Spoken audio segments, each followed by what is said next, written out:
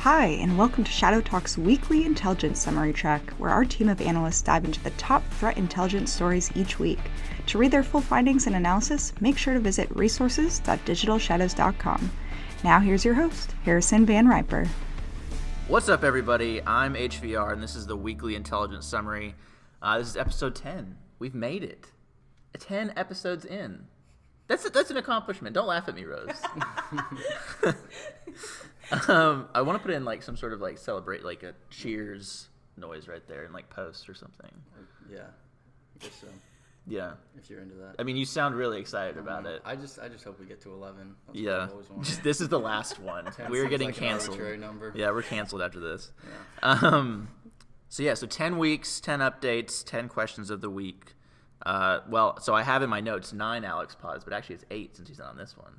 He's taking his Sec Plus, so everybody wish him good luck. Nah. Nah? You're fine. First up, we have Rose Bernard. Rose Bernard is back again. How are you? Do you know what, Harrison? Actually, I'm feeling quite betrayed and Why? exploited Uh-oh. this week. Oh, no. Because I listened to the podcast I was on a couple of weeks ago, and I thought there was a kind of a mutual understanding, an unspoken contract, if you will, that you would edit out all of the times that I just wittered on. But and it said was stupid things, and no, you didn't. None of them were stupid things, though. It was all brilliant insight. What are you talking about? I'm not sure how much I can trust you anymore, if we're being perfectly honest. So are you going to have a final edit in this podcast then? Yes. Oh. Well, that's probably not going to happen. Well, I'm sorry, but everything you said has been brilliant. So. Okay, fine. You'll take the compliment and maybe my assuredness that it was fine.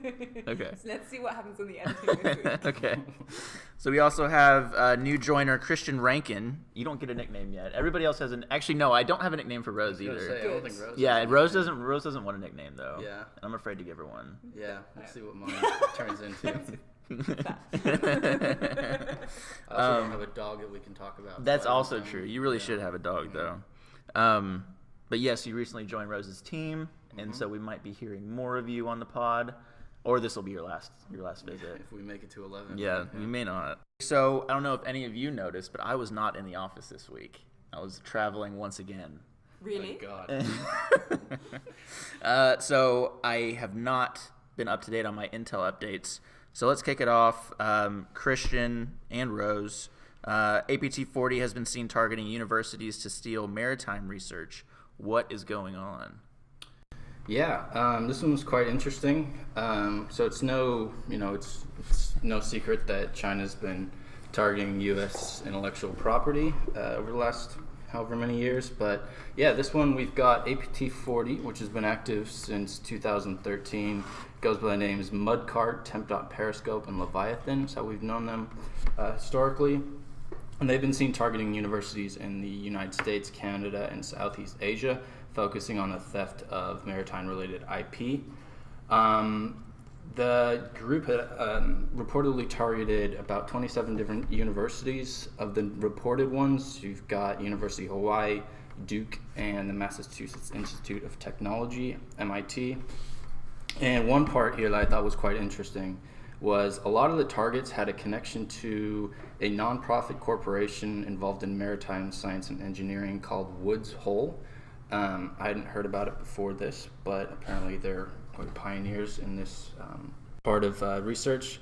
Apparently the attackers took advantage of academic sharing information, which Rose, I'm sure you know all about, via emails posing as colleagues or correspondents from other universities. The emails contain weaponized documents seeking to exploit the Microsoft Office memory corruption vulnerability CVE 2017-11882. I will never get over the boring names. It's so easy to just read off the... Yeah. Comes off the tongue so easily. And then the other interesting part was they even targeted people who attended fellowships at Woods Hole, hoping the students would later bring their compromised devices to Woods Hole and infect the network. So what do we have going forward? China targeting intellectual property to advance commercial and military ambitions is probably highly likely to continue in the long term. Furthermore, one interesting bit that I took from this was to notice the relatively low levels of cybersecurity that universities have relative to how valuable the intellectual property they contain. So it's highly likely that we'll see not just China, but nation-state threat actors targeting university IP in the long term. I think that's actually something we discussed a couple of weeks ago, isn't it? We had the North Korean nuclear emails sent to universities, and we actually talked about how universities are often targeted because of the perceived lower levels of security. I think there are a couple of interesting technical details as well to pull out of this. So the weaponized documents that we used in the emails were exploiting CVE 2017-11882, which is actually really, really used by a variety of cybercriminal and nation-state groups. So we've had it used in other nation-state groups like Ocean Lotus, Lokibot, Cobalt Group, Chessmaster. They've all used this. And then the other interesting technical detail is that it was used to download the China Chopper PowerShell, which has been seen in Ocean Lotus attacks. It was also the one used in the Equifax campaign in 2017, really? which I think was attributed to APT10, but don't quote me on that. Quoted, you're on the pod. God. And that's not kind of necessarily unexpected, because we know that Chinese groups do share that kind of infrastructure and tools. For me, one of the big takeaways about this is the background. So we have to put this all in context of the Chinese move to exfiltrate sensitive intellectual property and the fact that we've seen an increase in this after the US-China trade war. And that's actually predicated on the 2015 Obama, who was then president of the US-Xi agreement. And then, arguably, or now President Donald Trump said they broke it and they imported tariffs on China, which were essentially adding up, I think, to $50 million, which is supposed to be, of course, this calculation of how much has been cost by Chinese espionage over the past 3 years, I think. So it's kind of in the back of that, but then you could also argue that this is military-based because it's about the South China Sea, it's about maritime. So that's a kind of dual role of the two. It's contested South China Sea area, which we've always seen, and APT40 has been incredibly active in this. Would you say that this is more of a kind of a step forward in Chinese targeting, or maybe not a step forward, but just a continuation of that activity we saw a couple of years ago in terms of just because, like, I know that we kind of saw a decrease with the sort of better relations between the two countries, but now that it's kind of degraded a little bit. Yeah, there's an almost direct correlation, I would say. Yeah. All right, well, cool. No, that's a lot of good info and an interesting article. So remember, listeners, to download the entire intelligence summary and sign up for the weekly updates, go to resources.digitalshadows.com. So then we'll move forward from there. So moving on to some of the other highlights from this week, either Rose or Christian. I know we're kind of just bouncing around today, but tell us about the Stop ransomware updates that were reported. Yeah, I can start on this. So we saw that, or there was a campaign in which the Stop ransomware, which is a ransomware variant that's been around since, or was first observed in kind of late 2018, early 2019, had begun using the Azerolt information stealer Trojan as a secondary payload onto compromised machines. So the kind of the kill chain of the attack has not changed so much in the process of downloading the ransomware onto the compromised device. It also downloaded Azerolt, or that's what the network traffic shows. I think that what is interesting in this is it really demonstrates that game of cat and mouse that we're playing with cybercriminals, or that victims and law enforcement are playing with cybercriminals. So likely the Stop ransomware adopted Azerolt into its wheelhouse after the publication of the Stop Decryptor, which is a decryption support program for the Stop ransomware. And so in order to still make profit, or to maximize profit, they had to incorporate something else. And so what the information stealer does is it steals credentials, which can then be sold or used for fraud, or it can use to find another machine that might also be compromised or might not have that Stop decryption on it. So I think that it's really interesting because it shows that kind of one-upmanship. Like, you do that, we're going to do that. Right. You do that in response, we're going to do that. And that's something that we've seen increasingly happening with ransomware. So Azerolt has also been used with the Aurora ransomware. We've seen GandCrab being distributed with the VDAR information stealer. There's a really interesting read across to cryptocurrency miners being used as well. I know, I knew that. Look, so listeners, you can't hear this, you can't see this, but Harrison has a particular look on his face that he gets whenever you mention the word cryptocurrency miner around him. It's almost pure delight. You could joy. almost say that Yeah. I've created a cryptocurrency miner. I haven't, I promise. Yeah, you could almost lie. You could almost Yeah. lie and say that, but Yeah, no. but there is a particular look. All right, so then on to the next one. Christian, there was an update to the Sing Health ongoing saga this week. Yeah, that was really interesting. I'm glad something like this came out because we've been wondering about this for a while. So, if you remember back in, I believe, October of 2018, July of 2018, the Singapore healthcare breach called Sing Health, which affected 1.5 million people. They've just recently attributed that to a espionage group called Whitefly that's been active since at least 2017. Whitefly, which has been active since 2017, reportedly compromised a variety of Singaporean institutions across the healthcare, media, telecommunications, and engineering sectors, as well as obviously the hospitality. And you're also seeing that in the UK, Southeast Asia, and Russia. So it's not just Singapore, but what was interesting was the amount of organizations within Singapore not just affecting Sing Health. So Whitefly, they use spear phishing emails with malicious attachments disguised as documents sent from sector analogous. While there's no country attribution for Whitefly, the most active nation states regionally known to target poor Singaporean healthcare institutions within Singapore is China. However, I don't want to point fingers. This just kind of aligns with their TTPs and historical espionage attacks within the region. Sure. Cool. All right. Well, I agree. I think that's definitely. It shows how it takes some time for a lot of these investigations to kind of play out and people to get all their information in a row. But I know that Sing Health breach was a pretty big deal for a lot of people, so it's good to see that there's more public information available on it. Mm-hmm. Yeah. All right, so last story of the week, Rose. Yeah, so this week we reported on a new backdoor called Slub. Great name. Yeah. Yeah. That essentially uses Slack as a command and control channel, which is quite interesting because it's the first malware to do so. So the campaign that this was seen on was a campaign which used the Korean American National Coordinating Council website as a watering hole.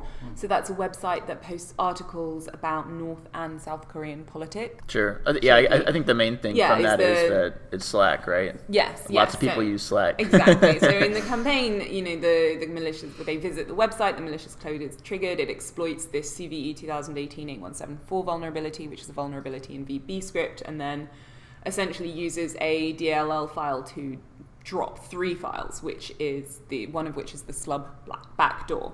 And what's interesting with the Slub backdoor is it connects to a GitHub repository to retrieve a GIST file during the infectious process, and then only executes commands that start and end with the little top arrow and then the ampersand character. Ignore the rest.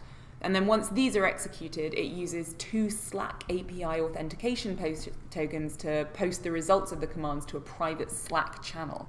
So it's essentially using a private Slack channel to communicate with the C2 server the way that you and I would use it to communicate, during work hours. Okay, cool. So running a little bit long, so I was kind of tempted to say that we should pass on the forward look. But as I was reading the Instom last night, I saw this story about the UK wanting to create a verification database for users watching adult content online using their personal ID documents. What is this? So I don't think that my understanding is not that it's so much of a database. Okay. But it is a method of verification. So one of the trends in UK politics for the last couple of years has been the use and abuse of violent or extreme pornography or sexual content. Okay. And the UK government is now trying to control who watches that, because there have been some studies and there have been some reports on how this affects young people. So what they're trying to do is make sure that only people over 18 can access this type of content. Okay, that's substantially different than what I was reading it as, because it just kind of seemed like it was like a database that you would like have to show your ID before you would get to watch. So you do have to verify your age. So you have to use an ID to verify your age. Yeah, but I mean that makes more sense behind it, the reasoning behind it. Yes. Why that would be in place. All right, before we get to the question of the week, remember, listeners, to subscribe to the podcast, share it with your friends and your dear, dear family members. So you know what would also be awesome is if someone would go rate us on iTunes, even if it's like just like I'll only accept 5 stars, really. Yeah. But that does help other people find the podcast, and it'd be cool to have some new updates on there, just because we've been doing some new things on the pod. So please do try and do that. All right, so question of the week. All right, so we have 2 options for questions this week. The first we're not going to do, but it would have been, what should Christian's nickname be? All in due time. Well, we'll see. You'll get it at some point. Yeah, I can't name myself, so. All right. So the question of the week this week. Rose, it is your second to last day in Dallas? It is. What all have you done? We went to NASA. Okay, so we need the NASA breakdown. Yeah. Oh my gosh, I went to NASA. So we went to the Houston Space Center, and so I love space. Yes, I love space I do. So much. So we went to NASA and we got on the tours and we saw things like the space shuttles, and we saw Saturn V, and we saw the place where they do all of the training for the astronauts, and we saw the neutral buoyancy tank, and we saw the mission control room that they're going to send missions to Mars from. So when people call down from Mars, it's going to be in that room. Wow. And Did you try to stay? Did you try to sleep in the back? Yeah, I did. I was sitting there with Lauren, my friend, who came with me. And we were looking at this room, and they were talking about how the missions to Mars, so the Orion mission is going to happen. And she was like, Rose, are you crying? I was like, no. It's just really inspirational, okay? Rose, are you throwing your resume around? So, I mean, that's understandable. That was great. We had a It's tour space. guide called Rory, and we had lots of great questions for Rory. Okay. Like, he told us that each astronaut on the International Space Station has Netflix now. Oh. And so our question was, which Netflix do they get? Yeah, Because that's actually a great right, question. because you have Russians on there, and you have US people, and Well, and I'm sure you could get access Interesting. technically to all of them. and Rory told us that actually they have their own country's Netflix. What? Interesting. Interesting. That is so cool. Like each individual one? Yeah. Hmm. I hope they get everything, though. Yeah. Like, they're in the space. They should get, They all should get content. everything. That should be the bonus. You can Yeah. literally see Space. the whole globe, so... Yeah. But- Oh, you know what's funny? Do you think they have the Flat Earth documentary that's on Netflix right now that everybody's talking about? They're just like laughing. They're like, looking I out don't- the window. I don't think so. Yeah. This doesn't look right. Yeah. Or they have, oh my God, is this? they're right. Yeah. All right. Yeah, So that was good. That was great. was that the highlight, you think? Yes. Yeah. But actually, the highlight was coming back, and we did it in a day, right? We got a bus. We got a bus at 4 a.m. We got there at like 8:30, and then we got a bus back at 5:30. So we were back at 9:30, 10, and it was fine. That's a day. It was fine, and the reactions I've had from people who are like, you went to Houston in a day, and B, you got a bus. Yeah. Were Was it the extraordinary. Megabus? Yeah, which Yeah. is fine. The Megabus is fine. Yeah. It's fine. And we got the Greyhound there in the morning. Mm-hmm. But people's reactions to that have just been wonderful. They've almost been as good as the reactions when we tell them that we don't drive. Yeah, I mean, to be honest, like the public transport here is not as good as it is in London. Yeah. Yes. It does not work nearly as well. So that's probably why you were so That was quite met fun. with such surprise. That's cool. No space vampires though. No space vampires that I could see. We did ask Rory. and That you he- could see. Let's Well, Yeah, that's let's be Yeah. clear. That's Let's true. be clear. There was no available evidence to confirm or deny Yeah. the existence of space vampires. All right, glad you had a good time in the U.S. and looking forward to seeing you in London next week. Thank you, guests. Thank you, listeners. Talk to y'all next week. See ya. Bye.